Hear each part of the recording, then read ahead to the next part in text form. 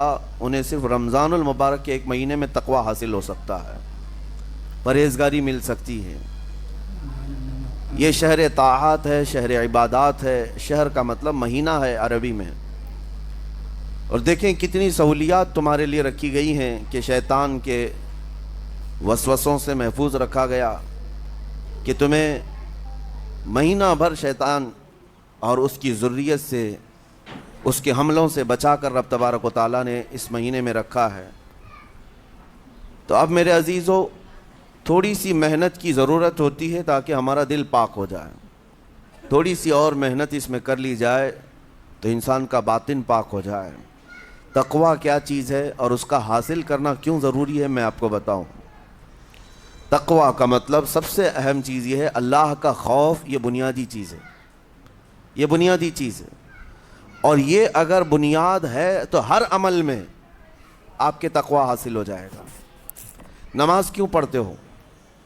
نماز ایک ڈیوٹی سمجھ کر کے پڑھتا ہے تو کوئی مسئلہ ہی نہیں اس کا، یعنی وہ ڈیوٹی ادا کر رہا ہے۔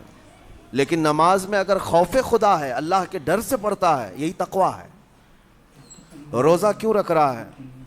سب محلے میں رکھ رہے تھے، ہم نے بھی رکھ لیا۔ روزہ اس لیے رکھ رہا ہوں کہ لوگ برا نہ سمجھیں، یا اسلام کا ایک حصہ ہے۔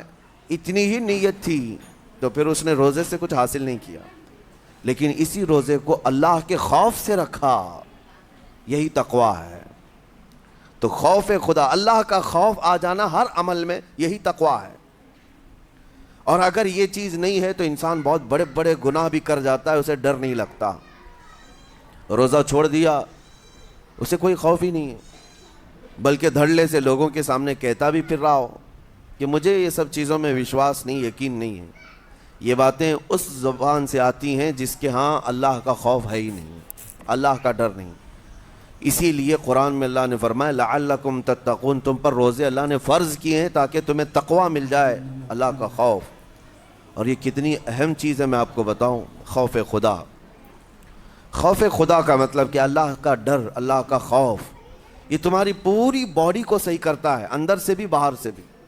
خوف خدا، تم ہر قدم پر اگر یہ سوچتے ہو کہ میرا رب مجھے دیکھ رہا ہے، جیسے کہ آپ کو پتہ ہے حدیث پاک میں حضور صلی اللہ تعالیٰ علیہ وسلم سے پوچھا بھی گیا احسان کیا ہے، یعنی نیکی کس کو کہتے ہیں؟ حضور نے فرمایا تم نماز ایسی پڑھو یا عبادت ایسے کرو جیسے تم اللہ کو دیکھ رہے ہو۔ اور اگر یہ نہیں ہو سکتا تم سے تو اتنا احساس تو رہے کہ اللہ تمہیں دیکھ رہا ہے۔ تو ہر عمل میں تمہارے یہ سوچ آئے کہ مجھے میرا رب دیکھ رہا ہے، تمہارے قدم سنبھل جائیں گے۔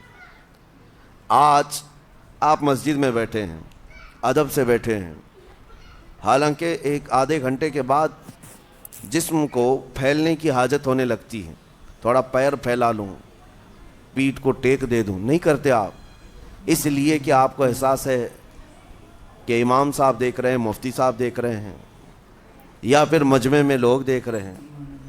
تو یہاں پر ہمارے دیکھنے کے احساس سے آپ کے پیر نہیں پھیلتے ہیں، آپ پھیل کے نہیں بیٹھتے۔ تو ہم میاں نہ سزا دینے والے نہ جزا دینے والے ہیں۔ یہی احساس اگر اللہ کے دیکھنے کا ہو جائے کہ میرا رب مجھے دیکھ رہا ہے، تو پھر آپ کو کسی نگرانی کی ضرورت نہیں، کہیں کسی سی ٹی وی کی ضرورت نہیں۔ اللہ کا خوف اگر بندے کے دل میں آ جائے، وہ ہر لمحے، ہر گھڑی، ہر علاقے میں محفوظ رہتا ہے، اپنے آپ کو محفوظ رکھتا ہے۔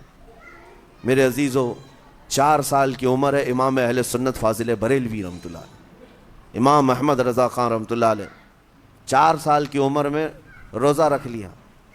گرمیوں کی شدت تھی، گھرانہ علمی گھرانہ ہے، باپ بھی بڑے عالم دین، دادا بھی بڑے عالم دین ہیں۔ 4 سال کی عمر میں روزہ تو رکھ لیا، اور جب تھوڑی دوپہر ڈھل گئی، اچھوں کی حالت دھوپ کے دنوں میں خراب ہونے لگتی ہے، تو شام ہونے کو قریب تھی کہ ایک کمرے کے اندر دادا محترم نے پوتے کو بند کر دیا، اور کچھ پھل فروٹ ساری چیزیں اندر رکھ کر کے دروازہ باہر سے بند کر لیا۔ کہا بیٹا کھا لینا، میں کسی کو بتاؤں گا نہیں، کسی کو نہیں بولوں گا۔ 4 سال کی عمر ہے، تمہارا روزہ بھی رہے گا، کھا کر کے تھوڑا پیٹ ہلکا کر لینا۔ تو یہ دروازہ بند کر کے دادا محترم چلے گئے۔ کافی دیر کے بعد دروازہ کھلا تو وہ پھل فروٹ ویسے کے ویسے ہیں، بچہ ویسے ہی بیٹھا ہوا ہے۔ امام احمد رضا رحمۃ اللہ تعالیٰ علیہ 4 سال کی عمر کی بات کر رہا ہوں، دادا نے آ کر پوچھا بیٹا کھائے نہیں؟ دروازہ بند کر لیا تھا۔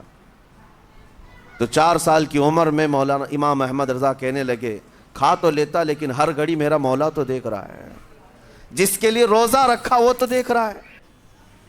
یہ ہے تقویٰ، یہ ہے خوف خدا، کہ اگر یہ کسی کے دل میں بیٹھ جائے، اسے لوگوں کو دکھانے کی یا لوگوں کے اسے دیکھنے کی کوئی ضرورت ہی نہیں۔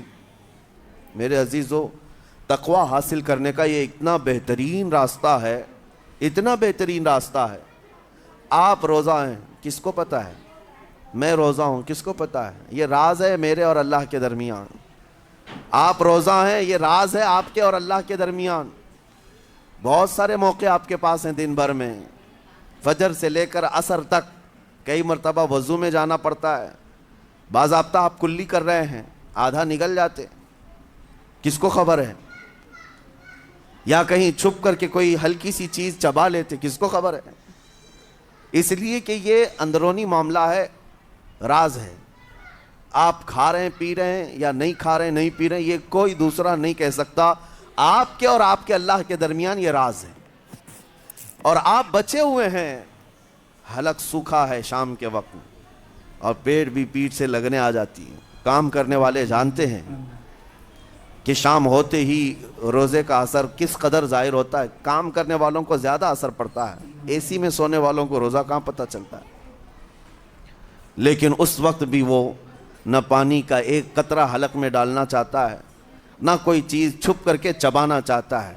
مجھے بتاؤ میرے عزیزو، کیوں اپنے آپ پر یہ تکلیف اور اپنے آپ پر یہ زیادتی کر رہے ہو؟ آپ کو اندازہ ہوتا ہے یہ میں زیادتی نہیں کر رہا، نہ ہی اپنے آپ کو تکلیف میں ڈال رہا ہوں، یہ میرے رب کی رضا ہے، میں اسی پر قائم ہوں۔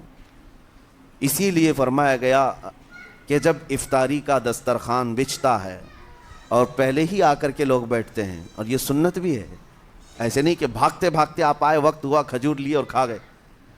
افطاری کے وقت سے تھوڑی دیر پہلے بیٹھ جاؤ، تمہارے دسترخوان پر نعمتیں رکھی ہوئی ہیں، پھل بھی ہیں، میوہ جات بھی ہیں، کچھ کھانے پینے کی چیزیں بھی ہیں، ٹھنڈا شربت بھی ہے، دیکھتے ہوئے بیٹھے ہیں آپ، لیکن ہاتھ نہیں لگاتے ہیں۔ انتظار ہے وقت کا کہ ادھر سورج کے غروب ہونا ہے اور میری افطار ہونی ہے۔ اعلان سنتے ہیں، اذان سنتے ہیں، اس کے بعد آپ اٹھاتے ہیں، لیکن اتنی دیر تک آپ خاموش بیٹھے ہیں دسترخوان کے پاس، سارے لوگ دیکھتے رہتے ہیں۔ یہ وہ منظر ہے جس کو فرمایا گیا رب ذوالجلال بھی اپنے بندوں کو دیکھ رہا ہے، رب تبارک و تعالیٰ بھی دیکھ رہا ہے اپنے بندوں کو، اور سارے فرشتوں کو بلا کر میرا مولا اعلان فرماتا ہے یہ میرے بندے ہیں، دیکھو یہ شام کا وقت ہے، ان کے حلق سوکھ چکے ہیں، ان کے پیٹ میں بھوک کی شدت ہے اور ان کے سامنے اچھی نعمتیں پڑی ہوئی ہیں۔ اے فرشتوں دیکھو میرے ان بندوں میں سے کوئی بھی ان نعمتوں کو ہاتھ نہیں لگاتا، یہ صرف اور صرف میرے لیے بھوکے اور پیاسے ہیں۔ اور فرشتوں سے اللہ فرماتا ہے تم گواہ ہو جاؤ، ان کی حلق تر ہونے سے پہلے ان کے لیے میں نے جنت لکھ دیا۔ اسی لیے حدیث پاک میں ہے جب افطار کرتے میرے آقا صلی اللہ علیہ وسلم یوں ارشاد فرماتے ذهب الظمأ وابتلت العروق وثبت الاجر انشاءاللہ، پیاس بجھ گئی، رگیں ٹھنڈی ہو گئی اور اجر اللہ کے ہاں پکا ہو گیا۔ یہ حضور پاک ہر افطار میں عرض کرتے تھے۔ میں آپ کو یہ عرض کر رہا ہوں کہ یہ چھپی ہوئی چیز، اسی کا نام تقویٰ ہے۔ آپ صرف اور صرف بچے ہیں اللہ کے خوف سے۔ اب سنو حدیث پاک، قیامت کے دن حساب و کتاب ہوگا اور جنت میں جانے کا پروانہ کچھ لوگوں کو مل جائے گا اور سب جنت کی طرف جا رہے ہوں گے۔ اس میں بہت سارے لوگ ہیں جو پل صراط پر چل کر کے جنت پہنچیں گے۔ اب جب کافی لوگ جنت کے دروازے پر پہنچیں گے، ایک جماعت ایسی ہوگی جو پورے راستے میں کہیں نظر نہیں آئی، جنت جانے کے راستے میں کہیں نظر نہیں آئی، لیکن جنت کے دروازے پر وہ پہلے سے موجود تھے، چلے تھے نہیں چلے تھے کسی نے دیکھا ہی نہیں۔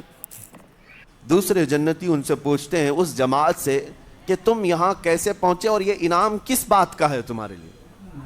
تو وہ جنتی کہتے ہیں ہمیں روزے داروں کی جماعت میں رکھا گیا، ہمارے روزے اللہ کو پسند آئے، اور آج رب تبارک و تعالیٰ کا حکم ہوا کہ ساری دنیا سے چھپ کر تم میرے لیے روزہ رکھتے تھے، دنیا کو پتہ نہیں تھا تم بھوکے ہو پیاسے ہو، اور اے بندو آج سارے لوگوں کی نظروں سے چھپا کر میں تمہیں جنت پہنچاؤں گا۔ وہ ایک جماعت ایسی ہے جو راستے پر چلتی ہوئی نظر تو نہیں آئی لیکن جنت میں پہنچ گئی، وہ روزے داروں کی ہے۔ آج یہ تقوی حاصل کرنے کا سب سے بہترین راستہ، اور تقوی کیوں ضروری ہے، اب آپ کے روزے سے کچھ حاصل ہوا نہیں ہوا آپ کو دیکھنا بھی ہے، یہ نہیں کہ کیلنڈر کی طرح گنتے جاؤ، 1 ہو گیا، 2 ہو گئے، 3 ہو گئے، ہوتے جائیں گے، یہ دن تو چلتے رہتے ہیں، گنتے گنتے 20 بھی ہو جائیں گے، 25 بھی ہو جائیں گے، 30 بھی ہو جائیں گے۔ روزے گننے کا حکم نہیں، اپنے آپ کو سرچ کرو پھر تھوڑی سی ورزش کرنے کے بعد بندہ ویٹ تول کر کے دیکھتا ہے کم ہوا گھٹا کہ بڑا، ہر دن دیکھتا رہتا ہے۔ ہاں، ورزش کرنے کے بعد پھر ناپ کر کے دیکھتا ہے میرے جسم کا وزن کتنا گھٹا کتنا بڑا۔ ویٹ گین کرنے والے ویٹ لاس کرنے والے دونوں بھی برابر چیک کرتے رہتے ہیں۔ روزہ رکھنے کے بعد تمہیں خود کو بھی چیک کرنا چاہیے کہ میرے اندر اب تبدیلی آئی یا نہیں آئی۔ ایک روزہ رکھا اور پھر رات کو تراویح میں کھڑا ہوا، میرے اندر بدلاؤ کتنا ہے؟ کیا اب اللہ کی آیات قرآن کی سنتا ہوں، میرے آنکھوں سے آنسو آ جاتے ہیں؟ اگر آ گئے ہیں تو اس کا مطلب ہے کہ دل نرم ہو گیا، اس روزے نے اثر دکھانا شروع کیا، اور پھر ویسے کا ویسا ہے، تو اس کا مطلب ہے کہ آپ کے روزے سے آپ کو تقوی نہیں مل رہا ہے، آپ کو تقوی نہیں مل رہا۔ خوف خدا جب آتا ہے تو انسان کا دل موم ہو جاتا ہے، نرم ہو جاتا ہے، اور اللہ کے عذابات سے، جہنم کے خوف سے، قبر کی سختیوں سے وہ رو پڑتا ہے، اس کی آنکھیں بہنے لگ جاتی ہیں، اور جب دل سخت ہوتا ہے پتھر کی طرح تو اسے نہ اللہ کی آیتیں رلاتی ہیں نہ آخرت کا تصور اسے ہلاتا ہے۔